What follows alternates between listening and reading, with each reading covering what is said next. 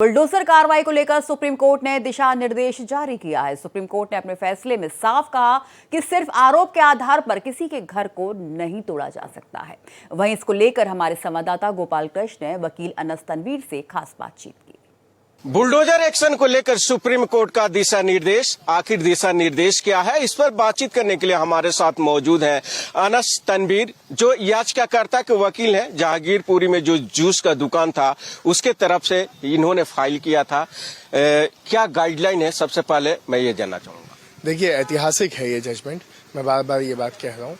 और गाइडलाइन ये है कि सबसे पहले अगर कोई नोटिस कोई डिमोलिशन के लिए मान लीजिए कोई प्रॉपर्टी ईयरमार्क होती है तो उस पर नोटिस भेजना पड़ेगा। 15 दिन का वक्त देना होगा। वो नोटिस चस्पा होगा उस घर में जैसे, और साथ ही साथ उस नोटिस में लिखना होगा कि क्यों डिमोलिशन ही। क्योंकि मान लीजिए अगर छज्जा आगे निकला है, सिर्फ उसको हटाने से काम होता है तो सिर्फ छज्जा हटाया जाएगा। जहां फाइन देने से काम होगा वहां फाइन, डिमोलिशन आखिरी कड़ी होगी इस एक्सरसाइज में। और यही लॉ भी कहता है। तो जो अभी गाइडलाइन आई है वो लॉ का रिआइट्रेशन है, क्योंकि स्टेट फॉलो नहीं कर रहा था खुद के लॉ को। उसके अलावा साथ ही साथ बहुत चीजें बहुत अच्छे ढंग से कोर्ट ने पेश की हैं। कोर्ट ने ये राइट टू शेल्टर की बात की है। ये कहा है कि सबके पास एक मौलिक अधिकार है शेल्टर का। ये भी जजमेंट्स में पहले आ चुका है, लेकिन चूंकि अब जरूरत पड़ गई थी स्टेट को याद दिलाने की तो याद दिलाया गया है।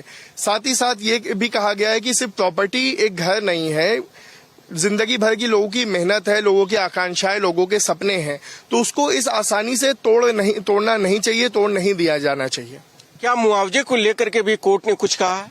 ये कोर्ट ने कहा है कि अगर कोई भी इलीगल डिमोलिशन होगा तो उस पर वैल्यूएशन के हिसाब से मुआवजा दिया जाएगा। साथ ही साथ जो अधिकारी ये इलीगल डिमोलिशन कैरी आउट करता है उनकी पर्सनल रिस्पॉन्सिबिलिटी होगी इसको रेस्टिट्यूट करने की।